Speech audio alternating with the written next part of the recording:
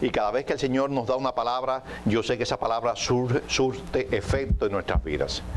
Y antes de que comencemos, le voy a pedir a la hermana Isel, y los voy a invitar, hermano, que vayamos al libro de Hebreo. Vamos a comenzar diferente. Y vamos a leer el libro de Hebreo y vamos a leer el capítulo 3 y el versículo 12. Hebreos 3:12. Santo es el Señor. ¿Cuánto alaban al Señor, hermano? Dios es bueno y misericordioso y va a hablar a nuestras vidas en esta mañana. Por favor, hermana Isel. Mirad, hermanos, que no haya en ninguno de vosotros corazón malo de incredulidad para apartarse del Dios vivo. Léamelo de nuevo, hermana Isel. Mirad, hermanos. Dice la palabra mirad, hermanos. ¿Qué sigue diciendo la palabra, hermanita? Que no haya en ninguno de vosotros corazón malo de incredulidad para apartarse del Dios vivo. Quiere decir que si en nosotros hay un corazón de incredulidad, nos va a hacer apartarnos del propósito de Dios. Quiero decirle, hermanos, que la incredulidad es la herramienta más efectiva que usa el enemigo para quitar, para apartarnos, para hacernos caer del propósito de Dios. La forma más clara y más convincente que la incredulidad es lo que hace que el hombre caiga es el primer paso cuando el hombre y la mujer estaban en el jardín del Edén. Dios le da una palabra y le establece y le dice, si haces esto que te estoy diciendo, morirás. Y lo primero que hace el hombre es no creer y hace lo que la serpiente le dice. Y automáticamente se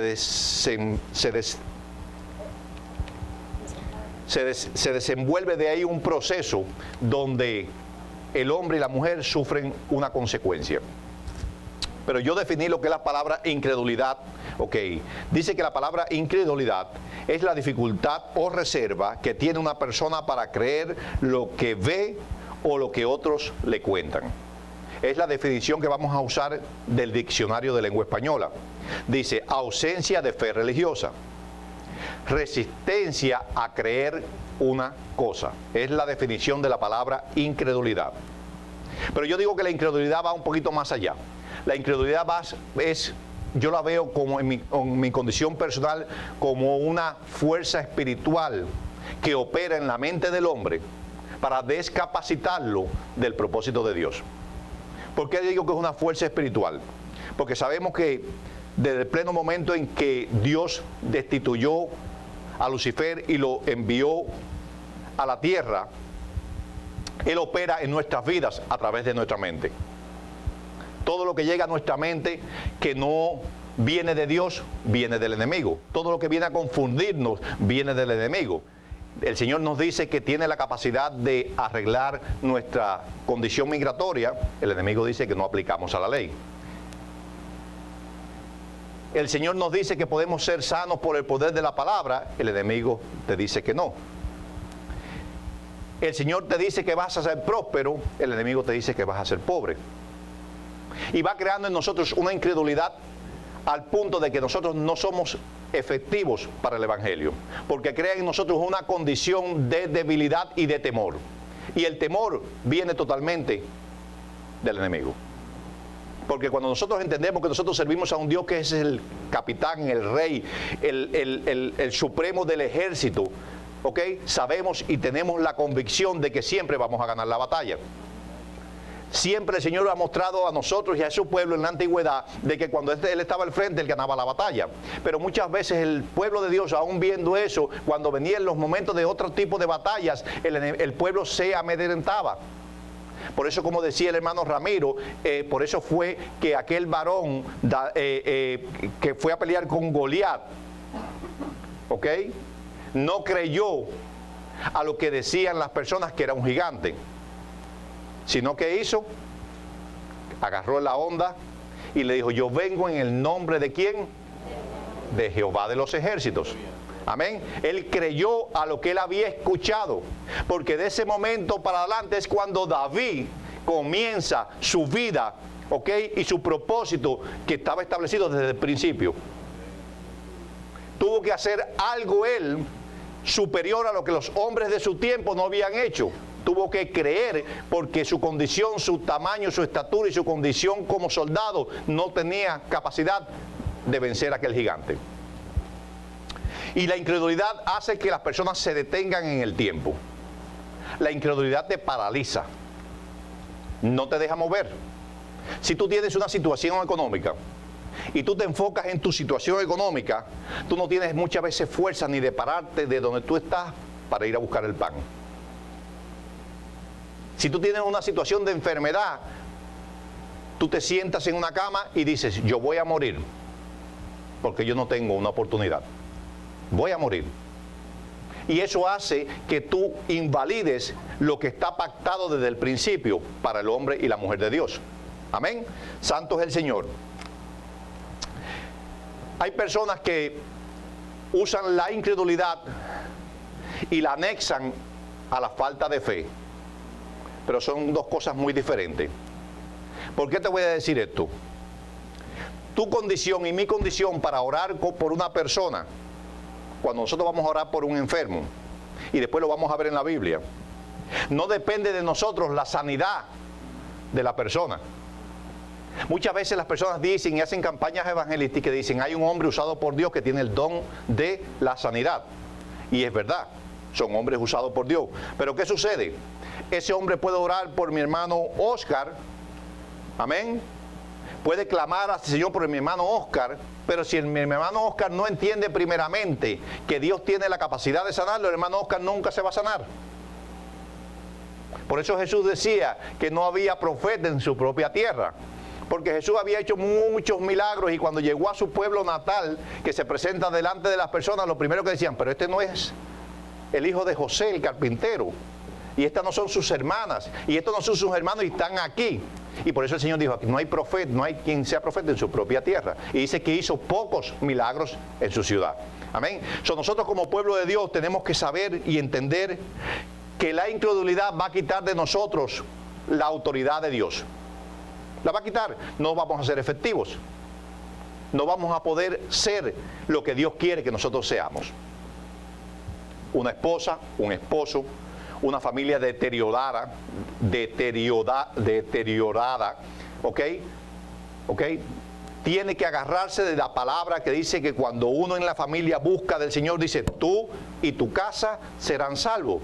Y tú tienes que creer esa palabra, pero tú tienes que perseverar creyendo que esa palabra va a llegar un momento en la vida de tu familia que va a suceder. Pero si tú en ese proceso tú vas caminando, ¿ok? Y entre más tú te acercas tú personalmente a Dios, más tensa se pone la condición de tu familia, ¿ok? Es el momento donde el enemigo comienza a añadir a tu mente lentamente situaciones, revelaciones que no son de Dios para que tú digas, ya no hay una oportunidad. Ya no puede ser. Ya es irrevocable, ya esta persona no tiene salvación. Tú ves a una persona en la calle de los que piden dinero y lo ves en su condición que están totalmente deteriorados, y muchas veces el mundo exterior o las personas en la iglesia sienten que ya esa persona llegó al punto donde ya no hay un rescate posible. Pero hemos visto que muchas de esas personas tienen testimonios tan poderosos que cuando ha venido una persona que le ha creído a Dios, que sabe que en la palabra de Dios es autoridad y ha buscado rescatar a esa persona se convierte en evangelistas y predicadores famosos. Amén. Predicadores famosos que tú dices, ¿cómo puede ser posible que Dios los sacó de ahí? ¿Por qué? Porque hubo un hombre que activó la palabra profética creyendo que verdaderamente su palabra tenía autoridad para sacar y echar fuera demonios a una persona. Amén. Vamos a ir, hermanos, al libro de Mateo. Mateo 13, del 53 al 58. Y todo me gusta que sea avalado por la palabra. Qué bueno que existen las Biblias, hermanos, con letras grandes. Santo es el Señor. Mateo 13, del 53 al 58. Y vamos a darle confirmación a lo que anteriormente le dije. ¿Qué dice la palabra, hermana Irisel, por favor? Aconteció que cuando terminó Jesús estas parábolas, se fue de allí. Y venido a su tierra, les enseñaba en la sinagoga de ellos, de tal manera que se maravillaban y decían, ¿de dónde tiene éste tanta sabiduría Y estos milagros, Un momentico, Planicel. Dice que Jesús, después de venir de hacer innumerables sanidades y liberaciones de endemoniados, enfermos, y de hacer todas las cosas, dice que llegó a su tierra y les enseñaba en las sinagogas de ellos, de tal manera que se maravillaban y decían: ¿de dónde tiene tanta sabiduría y tantos milagros? Ellos estaban viendo la sabiduría de Jesús, pero aún veían los milagros. Lo estaban viendo, no es que se lo habían dicho, lo estaban viendo. Pero ¿qué sigue diciendo la palabra, hermano? ¿no es este el hijo del carpintero? Entonces viene la condición recordatoria del enemigo, que si era hijo de José, del carpintero, no podía ser el Mesías, porque ellos estaban esperando un Mesías que venía con poder, que venía de otro linaje. No lo podían entender, pero dice la palabra que ya Jesús había hecho milagros y prodigios. Amén. En la iglesia Dios ha hecho milagros y prodigios conmigo, con todos ustedes. Aquí no hay uno que no pueda decir que Dios no ha hecho un milagro y un prodigio en su vida. Yo creo que no hay uno, porque todos vinimos porque Dios hizo una señal sobrenatural en nuestras vidas. Algo hizo Dios en nuestra vida por la razón que estamos sentados en este lugar. Amén. Bendito sea el nombre del Señor. ¿Qué sigue diciendo la palabra, hermana? ¿No se llama su madre María y sus hermanos Jacobo, José, Simón y Judas? ¿No están todas sus hermanas con nosotros? ¿De dónde pues tiene todas estas cosas? Y se escandalizaban de él. ¿Qué quiere decir? Que aún, ellos, viendo las cosas que verdaderamente podían discernir físicamente, literalmente podían ver lo que hacía, ellos se escandalizaban porque no lo entendían. Nosotros muchas veces no nos escandalizamos quizás a la manera de ellos, pero nos escandalizamos porque cuando se nos viene y se nos da una palabra y se nos dice el Señor, que en X cantidad de tiempo tu hijo y tu hija van a ser salvos, o tu familia va a ser restaurada, automáticamente tu condición espiritual va en contra, porque dice: ya yo he agotado todo lo que tenía por mi hijo y por mi hija. Ya yo lo he agotado. Ya yo sé que ya ha llegado el punto donde nada puede suceder. Pero si tú cambias tu mente y cuando a ti te dan una palabra tú dices: bueno, la condición de mi hija, de mi hijo, de mi esposo, de mi esposa ha sido así por 20 años, pero yo recibo esa palabra, yo la apropio para mí y la aplico en mi vida espiritual creyendo que es verdadera, entonces sucede el milagro. Porque si tú vienes a la iglesia y tú te sientas y tú entiendes la palabra, tú la recibes en tu corazón, pero tú llegas a tu casa y tú no la aplicas, ¿estás haciendo qué? Invalidando lo que la palabra dice. Con el corazón, muchas veces crees, pero con la boca estás diciendo que no. Salimos llenos de este lugar, salimos totalmente llenos de la palabra, pero llegamos a nuestra casa y no aplicamos la palabra. Declaramos lo opuesto a lo que la palabra nos está diciendo. ¿Qué estamos haciendo? Estamos siendo incrédulos. Porque el que cree, opera, acciona, se mueve y hace lo que la palabra dice. Bendito es el Señor. Se mueve, no está diciendo que vas a recibir lo que tú estás esperando. La palabra, los que creen caminan, aunque haya tribulaciones, aunque haya problemas, tú sigues caminando, porque tú has creído que tu condición no va a ser mejorada por lo que tú entiendes que va a ser, sino por lo que Dios va a hacer en tu vida, que es el que tiene el conocimiento y la sabiduría para darte a ti en tu vida lo que tú te mereces. Porque a través de una familia, a través de una persona inconversa, a través de un esposo, de una esposa con una condición dura, Dios está edificando en ti una condición de fe, a donde tú puedas creer lo que Dios dice en su palabra.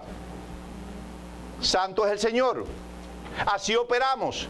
Cuando operamos así, entonces el plan divino de Dios es establecido en nuestras vidas y todos, no en nosotros, en todos nuestros familiares.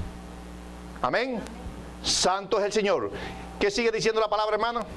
Pero Jesús les dijo: no hay profeta sin honra, sino en su propia tierra y en su casa. y no hizo allí muchos milagros a causa de la incredulidad de ellos. Hizo milagros, pero dice la palabra que no hizo muchos milagros. Quiere decir que hubo una restricción de los milagros que él tenía presentado para hacer en ese lugar. ¿Quién no quiere que su casa sea salva? ¿Quién no quiere que cada uno de nuestros familiares sea salvo? Pero nos miran a nosotros como José, el hijo de Antonio y de la hermana Rosenda.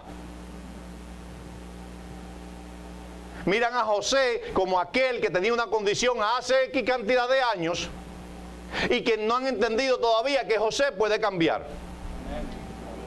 Y como no entienden que José puede cambiar, entonces tus propios familiares cercanos no se sientan en la iglesia. ¿Por qué? Porque no le han creído a Dios, no a mí. Porque cuando tú le crees a Dios, tú te das cuenta que Dios es un Dios especialista en transformación. Y muchas veces vemos familias que nos amamos, pero espiritualmente estamos separados. ¿Por qué? Porque no le hemos creído al Evangelio. Porque el Evangelio dice, tú y tu casa, pero no importa, tú sigues caminando, tú sigues haciendo tu pelea, tú creyéndole a Dios y cumpliendo los principios, los estatutos que la Biblia dice de obediencia. A ti no te importa qué Dios va a hacer o qué no Dios va a hacer, porque tú no eres juez ni yo soy juez. Yo sigo caminando y yo sigo caminando. En ese proceso yo voy creyendo y en ese proceso Dios va haciendo y Dios va glorificando a todo aquel que le ha creído de verdad. Santo es el Señor. ¿Y qué dice la palabra, hermana? Dice que pocos milagros. Pero vamos a ver en la Biblia, hermano, vamos a ir al libro de Lucas. Lucas 1, del 1 al 38. Santo es el Señor. ¿Cuántos hermanos dicen que el Señor es bueno? Amén. Y Dios siempre hace un recordatorio. Cuando nosotros venimos a la casa de Dios, lo único que hacemos es refrescar lo que ya está instituido. Es palabra contra palabra. Principio sobre principio. Estatutos sobre estatutos. Y nosotros somos receptores. Estamos escuchando lo que dicen hoy, lo recibimos. Y lo que dicen mañana, y lo recibimos. Y vamos llenando nuestra copa. Y la vamos llenando, pero vamos llenando la copa ¿de qué? De aquello que va a ser una transformación en nuestras vidas. Y miren lo que sucede. Lucas, médico de Pablo, para los que están asistiendo al discipulado, nunca conoció a Jesús. Fue un oidor y un hombre que puso atención y un hombre que tomó notas y buscó la forma de estudiar desde el principio hasta el final de la genealogía de Jesús, todo. Era un hombre letrado y ese hombre, ¿qué hizo? Dijo, yo voy a instituir, yo voy a escribir, porque fue lleno del Espíritu Santo, yo voy a instituir, a escribir algo que recuerde al pueblo de Dios cómo sucedieron los hechos. Nosotros estamos aquí y estamos recibiendo enseñanza, porque la iglesia no es más que una enseñanza. Y estamos recibiendo enseñanza, ¿para qué? Para cuando nos topemos a una persona que está confundida, nosotros tengamos una base teológica donde podamos enseñar a esa persona cuál es el verdadero camino. No venimos a llenarnos de religión, no venimos a vestirnos como se visten las personas diferentes afuera en un día especial para sentarnos a hacer un grupo. Estamos aquí para recibir, pero para después que recibamos poder dar, que es el Evangelio. Y este hombre me maravilla porque es uno de los evangelios que son poderosos para el hombre y la mujer que está buscando de Dios. Porque es bien claro, es uno de los evangelios más claros, donde se usa una terminología clara para poderla entender. ¿Qué dice al principio, hermana? Puesto que ya muchos han tratado de poner en orden la historia de las cosas que entre nosotros han sido ciertísimas. Espera un momentico, hermana. Dice, puesto que ya muchos, desde el principio, que han hecho los profetas, que han hecho los hombres que han traído la palabra de Dios, es poner junto todo lo que se ha hecho por un periodo de tiempo. Pero los tiempos cambian, ¿ok? Pero la palabra de Dios no cambia. Los tiempos cambian, se usan diferentes músicas para adorar al Señor, se usan diferentes vestimentas, pero ahora el Evangelio, como ha sido expandido por todo el mundo, necesitamos entenderlos. Y entonces, ¿qué hizo este hombre? Este hombre no era judío. No era judío. Y él escribe esta carta a Teófilo, que tampoco era judío. Porque el evangelio se estaba expandiendo, ¿a quién? A los gentiles. Y estos somos nosotros. Y nosotros tenemos en obligación expandir también el evangelio. ¿Y qué sigue diciendo la palabra, hermana? Tal como nos enseñaron los que desde el principio lo vieron con sus ojos y fueron ministros de la palabra. Claramente, hermano, dice, tal como los que nos lo enseñaron desde el principio, lo vieron con sus ojos y fueron ministros de la palabra. Él está diciendo lo que otras personas ya dijeron.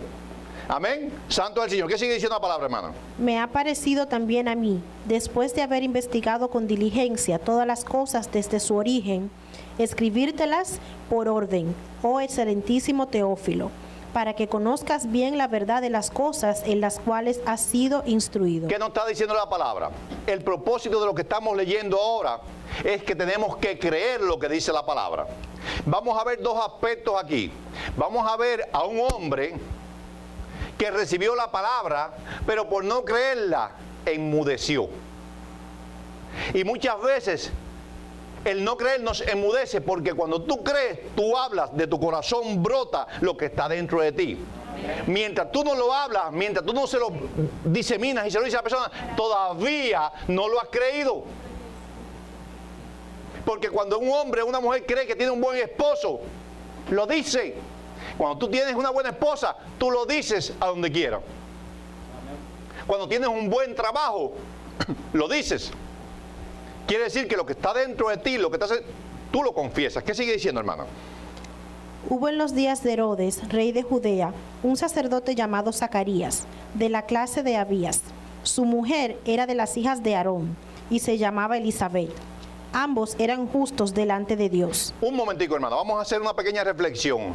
Dice la palabra que eran justos delante de Dios, y voy a añadir un poquito más, y andaban irreprensibles en los mandamientos y las ordenanzas del Señor. ¿Qué nos está diciendo? Nos está mostrando en este punto que tenían las características necesarias para ser personas que tuviesen algún tipo de fe. ¿No, verdad? Que tenían que creer, porque dice la palabra claramente, dice que andaban irreprensibles en todos los mandamientos y ordenanzas del Señor. Nosotros tratamos o andamos en forma irreprensible delante de los mandamientos del Señor porque guardamos sus principios, tratamos de comportarnos de la manera que Dios nos dice que nos comportamos, pero eso todavía no es necesario. Eso no es lo que todos necesitamos para verdaderamente tener un espíritu de creer lo que la palabra dice. Amén. ¿Qué sigue diciendo la palabra, hermano? Pero no tenían hijo, porque Elizabeth era estéril, y ambos eran ya de edad avanzada. Esterilidad, en muchas prédicas le he enseñado que era una deshonra en ese tiempo. Un hombre y una mujer que no tenían hijos no valían prácticamente nada, porque se basaba en la antigüedad que las personas tenían que tener descendencia para dar. Se habla de la primogenitura, se habla de que tenían que tener para que sus bienes llegasen a alguien. Amén. Y por eso mismo sucedió con Sara y sucedió con Abraham, y ahora sucede con esta. Hay una gran similitud en estas dos historias, ¿ok? Pero vamos a ver la respuesta de alguien que cree y alguien que no cree cuando la palabra de Dios llega a su vida. ¿Qué sigue diciendo, hermana? Aconteció que ejerciendo Zacarías el sacerdocio delante de Dios, según el orden de su clase, conforme a la costumbre del sacerdocio, le tocó en suerte ofrecer el incienso, entrando en el santuario del Señor. Ok. Zacarías era un sacerdote y le toca pasar el incienso, que todos pueden saber, los que lo han conocido, que eran una mezcla de vegetales y aceites aromáticos que se pasaba dentro del santuario para santificar. Amén. Y entonces le toca hacer esa función. Hasta este momento Dios no se la ha manifestado a Zacarías, hasta el momento que él entra dentro del templo. Nosotros, para que Dios se nos manifieste, no tenemos que llegar al punto de llegar dentro del templo, porque ya nosotros somos el templo. Ya tenemos un espíritu que nos habla día a día, minuto a minuto, segundo a segundo, cuando estamos despiertos y cuando estamos dormidos. Ya Dios, desde que esta prédica comenzó, Dios te ha comenzado a ministrar, a enseñarte qué áreas en tu vida tú tienes que arreglar. sin que las otras palabras salgan de mi boca, yo sé que el Espíritu Santo está ministrando a alguien en este lugar, ¿ok? O a muchos, o a todos nos está ministrando de áreas en nuestra vida que tenemos que arreglar. Santo es el Señor. ¿Y qué sigue diciendo la palabra, hermano? Y toda la multitud del pueblo estaba fuera orando a la hora del incienso. Y se le apareció un ángel del Señor puesto en pie a la derecha del altar del incienso. Y se turbó Zacarías al verle, y le sobrecorrió temor. Pero el ángel le dijo: Zacarías, no temas, porque tu oración ha sido oída, y tu mujer Elizabeth te dará a luz un hijo, y llamará su nombre Juan. Un momentico, hermana. Era un hombre justo, ¿ok? Y acortando la justicia que tenía, dice la palabra que Dios escucha sus oraciones. Amén. Y Dios le dice: te voy a dar un hijo. No dice en ninguna parte aquí antes que Zacarías estaba pidiendo un hijo, ni Elizabeth. Pero por lógica de ese tiempo, toda familia tiene que tener descendencia. En el momento actual, toda familia quiere tener descendencia. Por eso existen las adopciones. Amén. ¿Por qué? Porque necesitamos una descendencia. Bendito sea el nombre del Señor. ¿Ok? Y cuando tú adoptas a un niño, tú lo adoptas como tu hijo. Juega la función y es tu hijo. Santo es el Señor. Amén. ¿Qué estaba diciendo el Señor? Le dice: te voy a dar lo que tú estás necesitando. ¿Qué sigue diciendo la palabra, hermana? Y tendrás gozo y alegría, y muchos se regocijarán de su nacimiento, porque será grande delante de Dios. No beberá vino ni sidra, y será lleno del Espíritu Santo, aún desde el vientre de su madre. Y hará que muchos de los hijos de Israel se conviertan al Señor Dios de ellos. E irá delante de él con el espíritu y el poder de Elías, para hacer volver los corazones de los padres a los hijos, y de los rebeldes a la prudencia de los justos, para preparar al Señor un pueblo bien dispuesto. Un momentico, hermana. Cuando dice que para volver el corazón de los padres a los hijos y de los rebeldes a la prudencia, el pueblo de Dios se había apartado totalmente de los principios que Dios había establecido. Y entonces Dios manda a Juan, que es Juan el Bautista, lo manda para que prepare el camino para que nosotros y el mundo entero conociese de Cristo. Siempre hay en nuestra vida alguien que va a preparar el camino para que tú vengas delante de la presencia del Señor. Siempre va a haber un Juan el Bautista. Alguien que ha sido lleno del Espíritu, que te va a dar una palabra que, si es llena del Espíritu, va a transformar y va a cambiar tu vida. Amén. Pero eso viene desde el vientre, desde antes, ¿ok? Ya preparado para que tú lo seas. Tú no estás sentado en esta iglesia, ¿ok? Porque un día tú pecaste. Tú estás sentado en esta iglesia porque un día el Señor decidió, antes de la formación de tu persona en el vientre de tu madre, que ya tú le ibas a servir. Ya eso estaba escrito. De una manera o de otra, cada uno vinimos de una forma diferente, pero ya estamos instituidos en el plan perfecto de Dios. Amén. Se le da la palabra a Zacarías, un hombre justo, sacerdote, con todos los beneficios, pero erró. Había algo que había que edificar todavía en su vida, ¿ok? Para que él fuese el hombre que Dios había llamado. Santo es el Señor. ¿Qué sigue diciendo la palabra, hermano? Dijo Zacarías al ángel: ¿en qué conoceré esto? Porque yo soy viejo y mi mujer es de edad avanzada. Ahí está. Ahí está. Algo tan sencillo. Miren qué sencillez. Algo lógico. Lógico. Soy viejo y mi mujer es de edad avanzada. ¿Qué me importa a mí? ¿O qué le importa a ninguna de las personas que estamos aquí? ¿Qué es lo que Dios va a hacer con nosotros? Tú tienes que hacer lo que Dios va a hacer si Dios te lo dice. Si Dios te dice: levántate el día de hoy, vende tu casa, tienes que tener una voz receptiva y saber lo que Dios dice. Vende tu casa y vas a ser un misionero en África. Mejor es que tú recojas tus cheles y lo vendas y te vayas para África. Mejor es que tú lo hagas.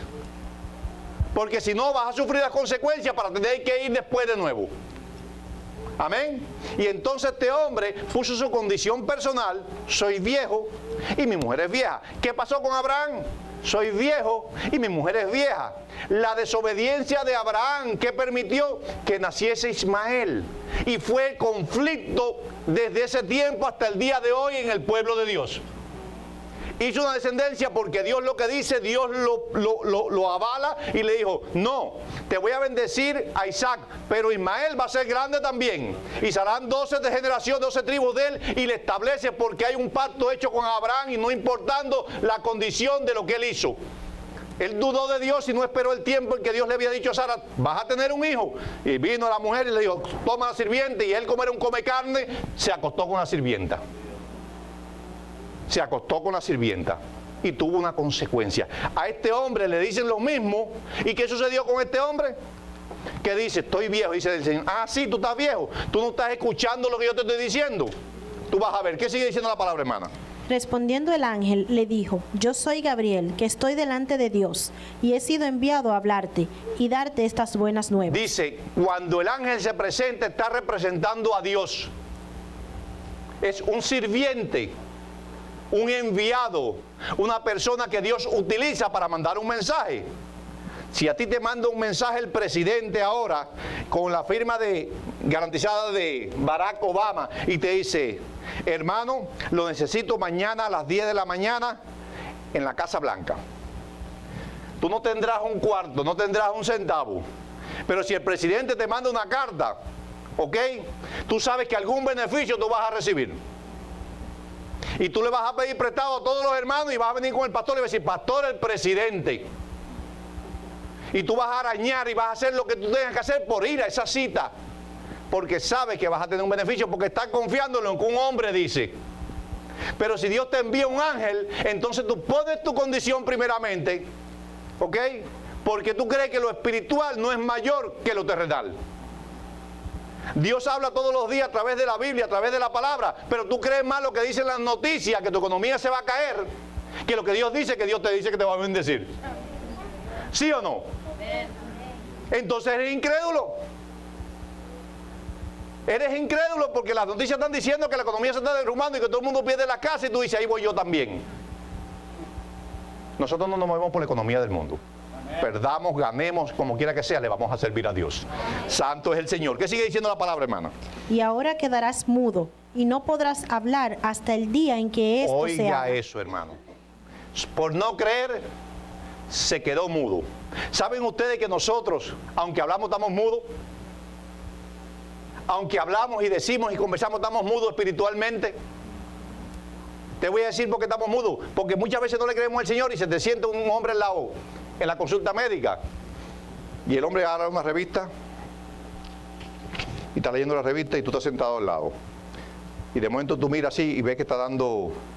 Hay un anuncio que dice acerca de las nuevas invenciones de los teléfonos celulares, y tú le dices, wow, ¿viste ese último teléfono que va a salir?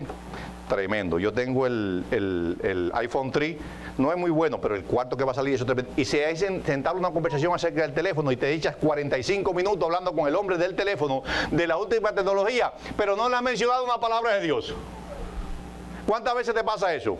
No le has mencionado en tu conversación central una palabra de Dios. Quiere decir que tú no has creído que tus palabras tienen poder para evangelizar a una persona, no importando su condición. No has creído. Porque lo primero que hicieron los hombres de Dios cuando creyeron a la palabra, dice que salieron donde quiera que el Señor los mandaba, a profetizar, a decir y a hacer lo que Dios les mandó a hacer. ¿Qué sigue diciendo la palabra, hermano? Por cuanto no creíste mis palabras, las cuales se cumplirán a su tiempo. Y el pueblo estaba esperando a Zacarías, y se extrañaba de que él se demorase en el santuario. Pero cuando salió, no les podía hablar, y comprendieron que había visto la visión en el santuario. Él les hablaba por seña, y permaneció mudo, y cumplidos los días de su ministerio, se fue a su casa. Quiere decir que Zacarías entró hablando, recibió una bendición de una palabra del ángel que iba a tener un hijo, pero salió mudo, porque a lo mejor Zacarías era un poquito hablador, y el Señor dijo, déjame callarle la boca a Zacarías, ¿ok? Déjame callar, porque es la forma que Dios usa, no lo dice la palabra, pero a lo mejor dijo, a lo mejor Zacarías se pone a decirle a las personas, ¿ok? Que va a tener un hijo, ¿ok? Pero no lo va a decir con fe, y la gente se van a mofar de él, se van a reír de él, amén. ¿Cuántas veces Dios nos da a nosotros una palabra, ¿ok? Y nosotros venimos y se la decimos a una persona que no está preparada espiritualmente, y lo primero que hace es que se ríe de nosotros. Lo primero es que se ríen, porque dicen, está loco, está hablando una cosa que no es real que no es lógica para el ser humano. No era lógico que a esa edad tuviesen hijos. ¿Ok? Pero si Zacarías, yo te apuesto que él cree y Dios le da esa palabra, sucede lo que sucedió después que quedó mudo. ¿Qué sigue diciendo la palabra, hermano? Después de aquellos días concebió su mujer Elizabeth y se recluyó en su casa por 5 meses, diciendo: así ha hecho conmigo el Señor en los días en que se dignó quitar mi afrenta entre los hombres. ¿Cuál fue la afrenta que le quita el Señor a él? Que su esposa no podía tener hijos. Le quitó una afrenta, es vergüenza, es algo, humillación. El Dios le dijo: te voy a quitar tu afrenta, te voy a dar un hijo viejo y vigoroso. Porque cuando una persona es mayor de edad y tiene un hijo, lo primero que las personas dicen, oiga, pero el viejo está fuerte todavía. El viejo todavía tiene la condición de reproducir. ¿Será de él el hijo? Si lo hizo con Zacarías y lo hizo con Abraham, lo puede hacer conmigo también. Amén. Amén. Pero no creemos que una persona en su condición normal no puede a una edad establecida tener una descendencia. Pero si lo hizo y a mí me lo dicen, yo no voy a creer que la esposa lo engañó, yo voy a creer que sucedió. Porque tiene que suceder. Pero vamos a seguir, vamos a ir, hermanos, al mismo libro del 57-79. Lucas 1, del 57-79.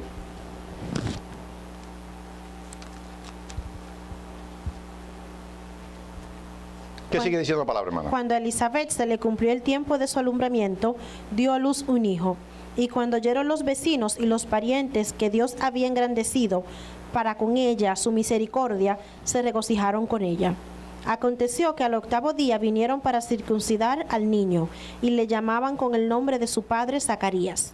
Pero respondiendo su madre dijo: no, se llama Juan.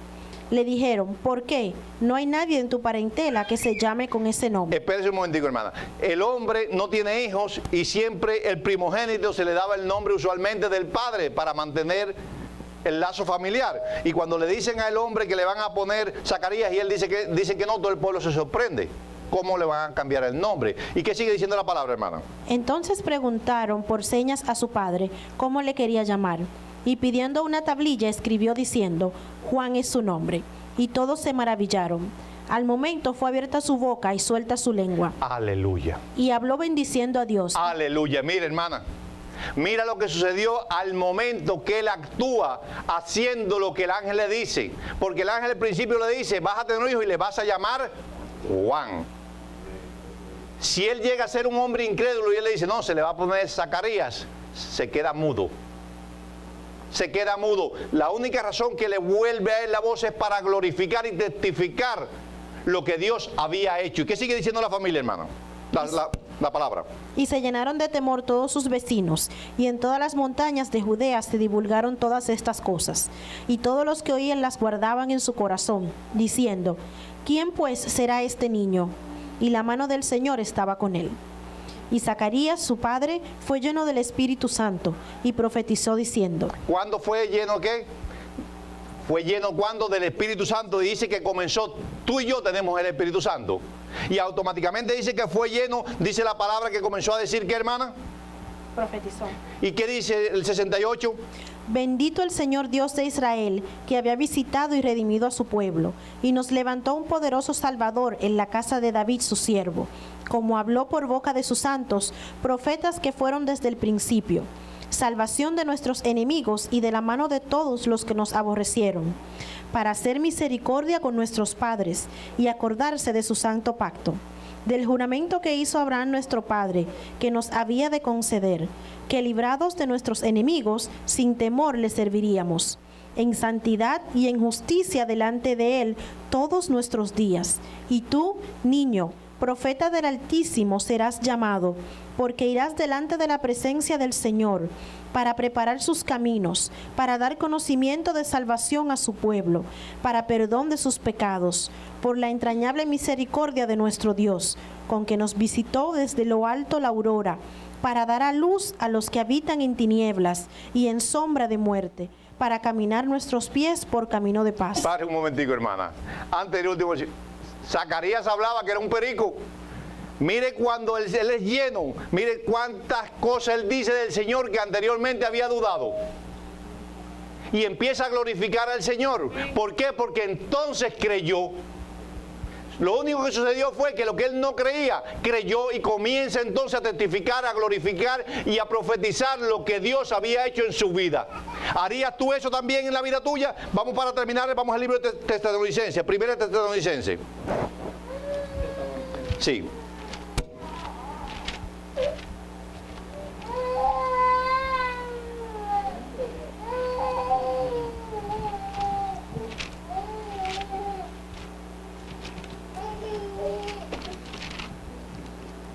¿Qué dice la palabra, hermana? Primera 4 del 13 al 18.